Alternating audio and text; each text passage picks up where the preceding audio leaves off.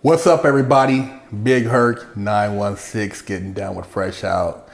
And we're here for another interview that you guys have been requesting.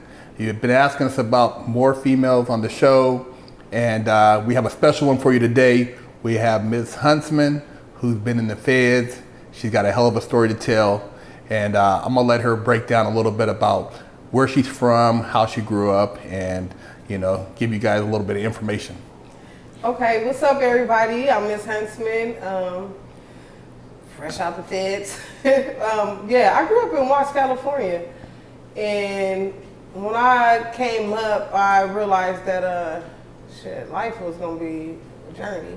I grew up in the 90s in Watts, actually, coming from the 80s to the 90s. That was a big drug era, you know what I'm saying? Mm-hmm. What I thought was normal, actually. With the gangs and the drugs and the violence, I really grew up believing that's how you live life. So that's where my journey with going to, dealing with the prison system started actually as a kid. So would you say a lot of your role models were people who were in the streets? I mean, like kind of living that life? Yeah, my role models actually came from the streets. The streets was my family. And what was your first introduction to becoming involved with the streets as far as, doing something that could have got you arrested? I mean, what was your first interaction? When I was at school, I went to Drew of junior high school. I robbed somebody for their chain to get some money so that I could, I don't know. So did you use a gun, or you just use a knife? You just told them to give me your chain, or? I beat her up and took her chain, and it got reported. The police came to the school, picked me up, and took me to jail. That was my first time actually. And how old were you then? 12. Wow, 12. Yeah. So from there, did you continue on that path, or were you still kind of like going to school, or did you have anything, any goals at that time, or? You know what? Coming up, I had goals in my head, but I never knew how to execute it. I didn't have nobody to encourage me. Mm-hmm. Like, I really always wanted to be like a great person. I remember having like school plays and stuff where I was like really like a star in it and looking out to the audience, and nobody was there for me. Nobody clapped for me. Nobody encouraged me. I always been academically smart. Mm-hmm.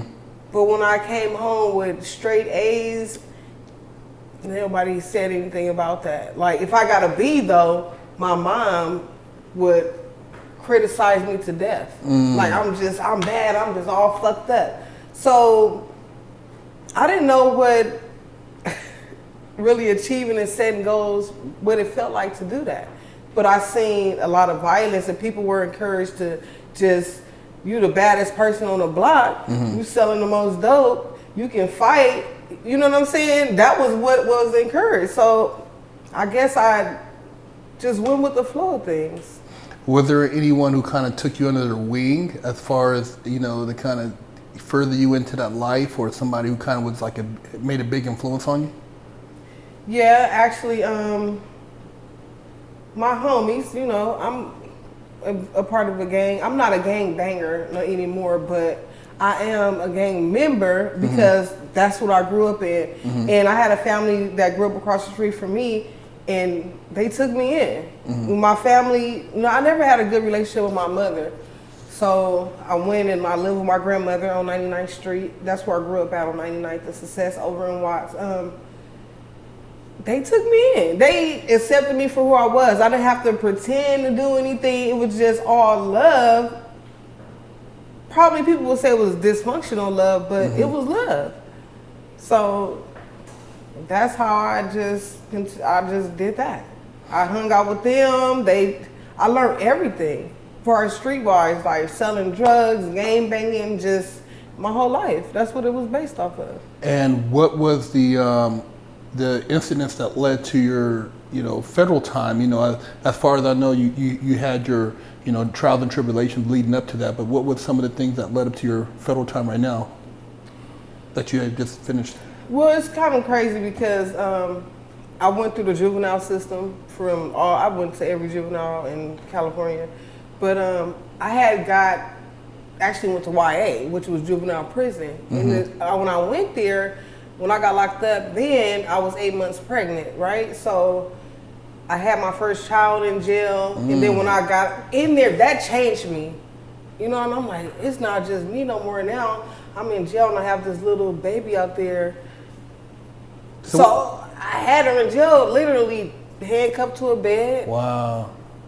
Yeah, and I was like, damn, when they came to take the baby away, I'm like, how is this, like, I didn't prepare myself for that. So when I was in there, I'm like, okay, I'm gonna get out and I'm gonna do different.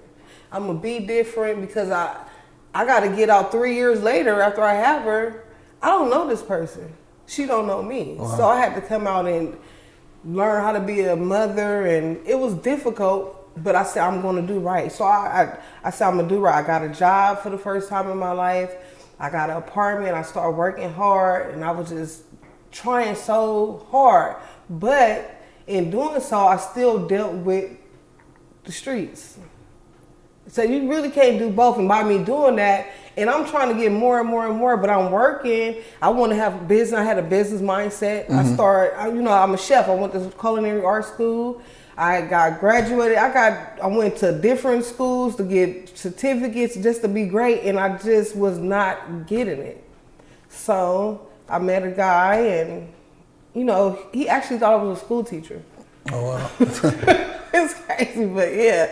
He had aspirations of being great in another light though, with selling drugs. Yeah. And I'm like, I can help you do that. You know what I mean? So I started selling PCP around the world. Not around the world, but in America. And that's how I got caught up and went to the feds from selling PCP.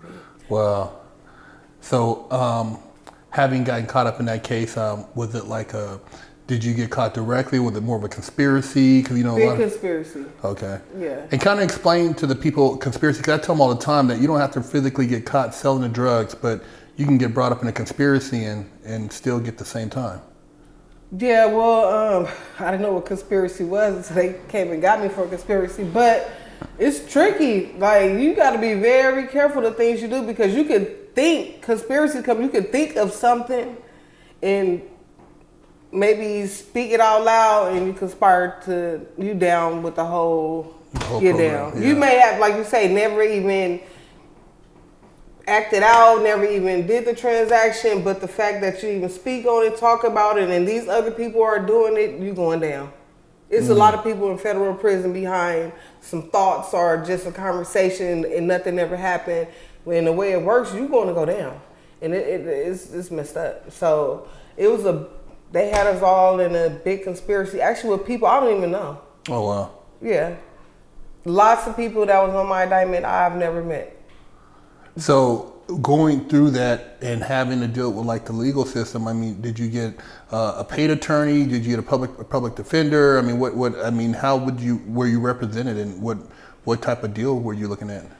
I got a public defender. I was really calling public pretenders. They yeah, I didn't want to initially, but yeah, that's what we call them, pretenders. They work for the government. Yeah, exactly. So, hey, you waited off for so long. Really, with the feds, you kind of, once they got you, they got you. There is no beating it, getting around it.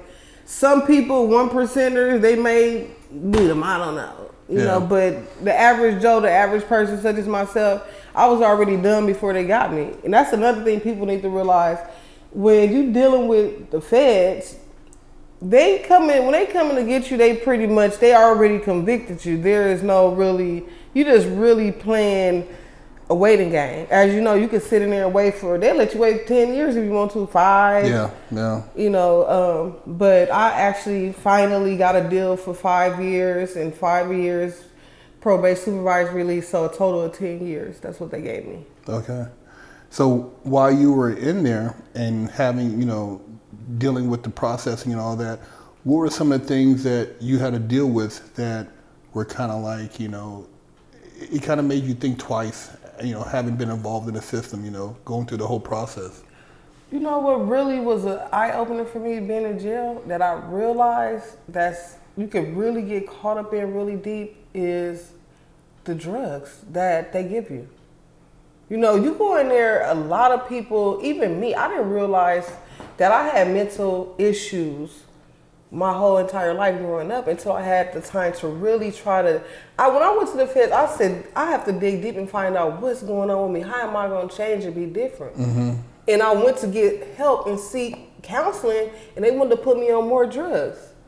Drug them up and lock them up. That's it. And you in there, I seen you talking about 2-3 hours to dope everybody up. That's how long it take in there. They dope them up, and I said, I'm not supposed to do this. The pill line. The pill line. The pill line. I said, you know what? I took my own self off of it because I'm like, I can't even think clear. I went from coming in there like, okay, I got to figure out something, what I'm going to do. Am I going to get out? To trying to deal with my own issues in my head where they put me on drugs. I couldn't even think no more. I'm finding myself being like a zombie. I'm like, and I'm watching everybody else around me. Most of the people are sedated.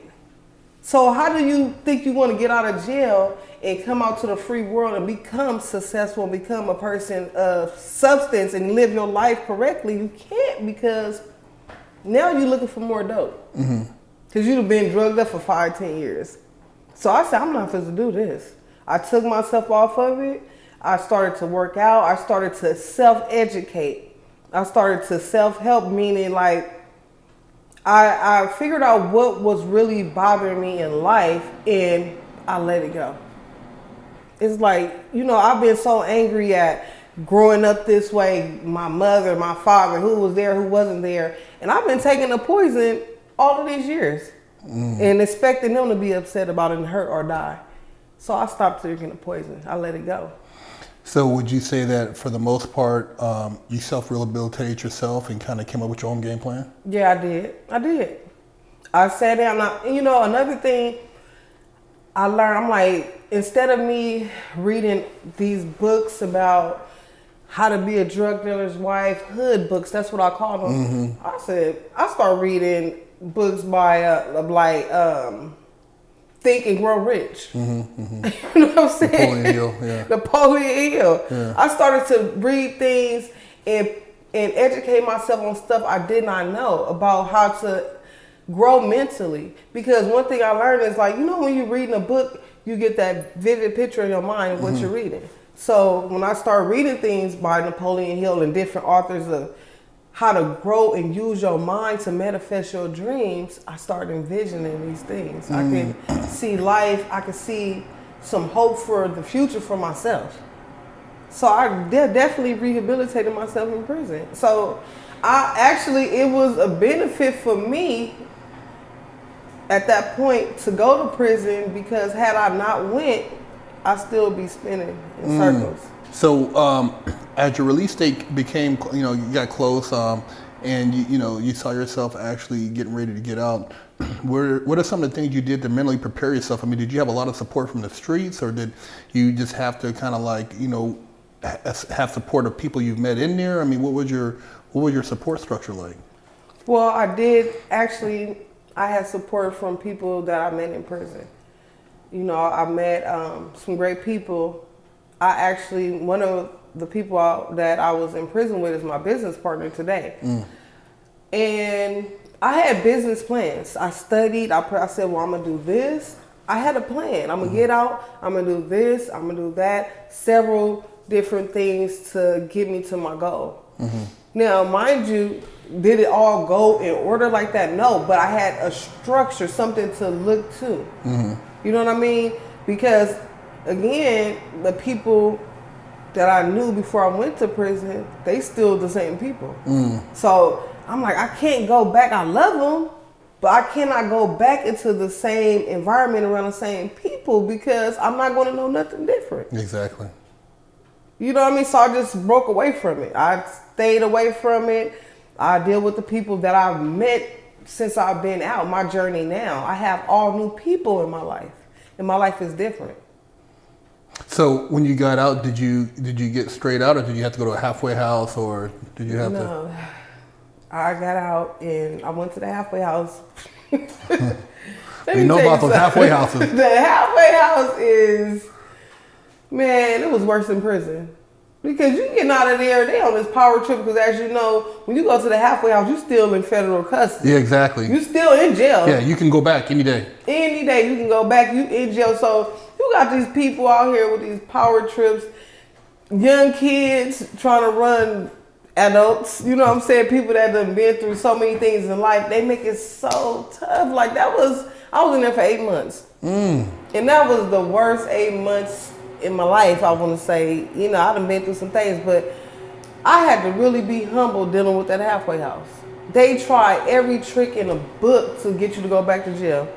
It's like the road gonna lead you right back to prison if you don't have self-control, if you don't have a plan and a goal. You have to reach that goal. So if I'm trying to go here, there's no way I can let you stop me after all of the challenges I had in my life. You're not gonna, you want me to go pick up shit out the corner, then I'm gonna pick this shit up out the corner and say everything I gotta say. And I ain't gonna say it out loud, but I'm just gonna do that. And be humble and yes sir, yes master. You know what I mean? I mean, that shit was rough. So what? The living conditions was rough. We could go on. Hey, I have flashbacks. I had 6 months. I only took 3 months because I heard about the trap. So I tried to limit it to a minimum, but they said I had to take it. So I took the 3 months. But they made me feel like it was a good thing. Yeah. Oh yeah, go to that halfway house. I know they were trying to set me up. Yeah. It's a trick bag for sure. I'm like, I could have stayed in. I literally told people like I'd rather have stayed in jail. Wow. Because I could have did that 8 months, and because I was already programmed, have my stuff going and supposed to coming out, and really, literally want to just kick somebody's ass every day when you wake up. You waking up frustrated. But now, when you got out of there, do you feel like you just hit the ground running? Were you like in full swing with your plans? Yeah, I was. Because they held me back a lot. It was things I wanted to do, but I couldn't do it. So when I got out the halfway house, immediately I started chasing my dreams. I started my catering business. I do catering, working on my docu-series. I just got started. I have not stopped. I have not stopped. So what is a typical day for you, and what are some of your plans and your goals you see yourself achieving? Well, first off, my catering business, I've been doing that. I have events that I do. And I'm getting ready to launch I'm doing a seasoning. So I'm gonna launch my own spices. And so every day when I get up, first of all, I have to go to work still. I got a job. It's crazy. I'm a home care provider. So I actually take care of the elderly. I never thought I would do that. But I'm actually take care of people. So I get up, and that's the way I make my money to fund my goals. Okay. So I go to work 12 hours a day sometimes. And then the money I receive from that, I put it back into my business. I can buy more equipment. I could get just everyday things that you need to keep your business going. Build my website, just everything. So I have to work in order to fund my business. And so I'm kind of like, my time is, I don't have time for anything else but that. Just to work, to take care of my business, to fund my goals and my dreams. I feel like if I don't put 100% into it, it's not gonna happen. Like, you can think of things all you want, but if you're not working towards that, it's just gonna be just a dream. And what would be something that you would like to share with other women who are, who have been through the system or going through the system, as far as to give them hope? I would tell women out there to, first of all, dream super big. Have a goal out there that people may think you crazy for thinking it, and stay consistent, stay persistent, and do not stop. Whatever you do, do not give up, because that's the only way you're gonna lose. That's the only way your dream not gonna come true. It's gonna be a lot of challenges that's come. All life is gonna happen every day. It's gonna be something. You got kids, you got relationships, you got the world, you got every obstacle in the book is going to happen, but you have to go over those obstacles. You have to continue to fight for what you want. You have to fight to live, and don't just exist, actually live. I like my challenges that I face. You know what I mean? Because each phase that I go through, I get to another level. Now, had I stopped with just letting the halfway house drain my dreams out of me, I wouldn't have a catering business. I wouldn't have my website wouldn't be done. I wouldn't be producing a docuseries because I would have gave up. So do not give up no matter how hard it is. Life is hard. If it was easy, should we all be just living on our private islands and just relaxing and drinking my time? Do you feel like with these goals and these visions that you've had to kind of separate yourself from a lot of people from your previous life because of just people kind of hating on your vision and things you're trying to achieve? Let me tell you something. You can't go back to the past. You cannot and think that your future is gonna be bright. You still living in the past. And for me, being out of prison, my biggest supporters are people that I just met, strangers. Period. Nobody from my past is supporting me, rooting me on, encouraging me to continue to do great, to do good things. Actually, the other day I had a conversation with a family member. They're like, well, how was she able to do this? What makes you think that you can do that?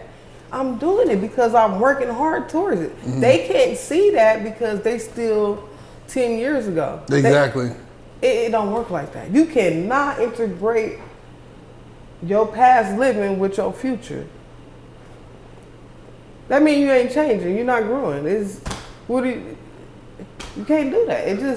It's not going to work. So I advise that you surround yourself with people who's great, who's better than you. Somebody told me, if you're the smartest person in the room, you might want to change your circumstances. And I meant to ask you, where did you do your federal time at? I did my federal time at FCI Dublin. Oh, Dublin. I was at Dublin, the transfer facility. Yeah. All the guys there were trying to get at the girls through the little slot windows and all that type of stuff. That's MDC. Okay. MDC. Yeah, because when they transferred us from really? USP Long Park to Sheridan, we were there for like 3 or 4 weeks just locked up in the cell. But Dublin. I'm familiar with Dublin. So how long you been home now? I've been home on the 22nd, it'll be 2 years. Okay. And for the people out there looking to kind of follow your movement and what you have going on social media, what is that information? Well, you can follow me on Lyfe After The Feds on Instagram and Facebook, and that's Lyfe with a Y, Lyfe After The Feds on Instagram and Facebook. Okay. And also my catering business. If anybody needs some good food, there you go. What I mean? Southern Taco. That's SouthernTacoInc.com, and my Instagram and my Facebook also is Southern Taco. Okay. Inc. So yeah. And in closing, is there anything you would like to add to the interview that you maybe didn't get to express to the people out there? Yeah, I want to let everybody know, especially people who have not been to prison. Please, the street life and all of that. I don't know why people glorify that. You know what I mean? Just focus and maintain and come up with a goal, something that you want to do in life, your purpose. Dig deep and find your purpose and be happy in that and expect challenges. That's good to have challenges. You know what I mean? Because it makes you strong for when you get to the next level. I don't know, just dream big and chase after your dreams. That's what I would suggest. Based on what you just said, prior to you getting locked up though, do you think that a lot of what you did was based on your exposure? Because, I know a lot of times people haven't been, exposed to certain elements where they think that they're limited. So they only do what they feel they're capable of doing rather than what they can potentially achieve. And it sounds like now you kind of expanded that so you're able to see different things. Yeah, it's unfortunate for me that I grew up around people who were uninspired and who didn't know no better themselves.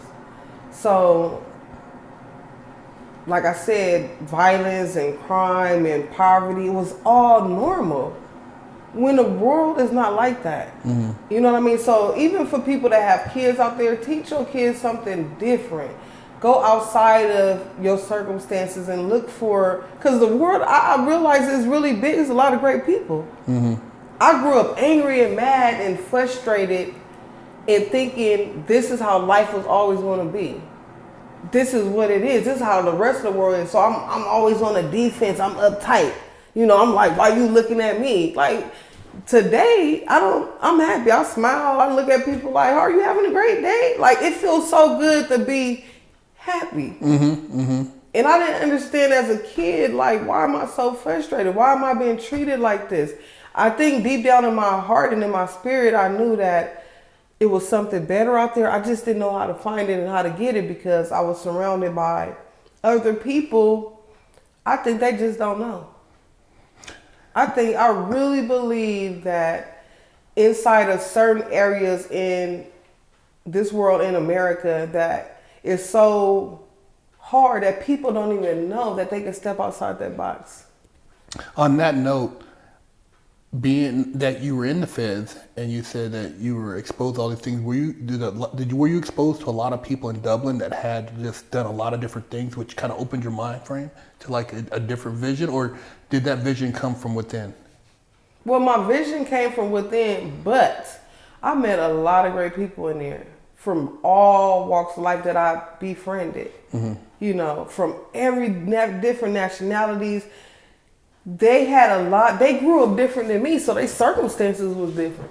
You know what I mean?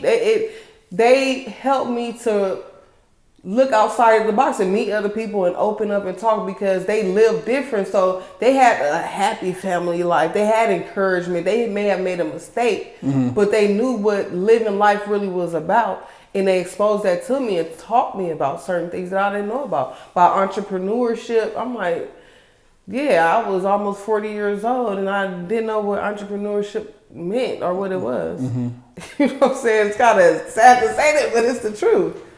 You know, and just being happy and sociable, having a decent conversation. So it made me want to let go of my anger and pain and relax. You know, how could you really get to know a person or meet people when you just, everybody want to stay away from you? Nobody wanted to talk to me because of, I guess, the energy that I carried around with me. So I relaxed. I was open to speak to other people outside of the norm that I was used to and got to really realize that life is good. Life really actually is good. It has challenges, but that's okay. It's a way to deal with those things. Hey, that's some great information. I'm glad I was able to actually get this interview with you and have you share with our audience from a female's perspective what you've been through and give some hope to the people out there. Hey, you guys, it's a big hurt. Fresh out, Miss Hunstman. Make sure you guys check out the links in the description for her social media. You know, you need some of that good cooking, holler at her. Holler at me, man. And we're fresh out, Life After.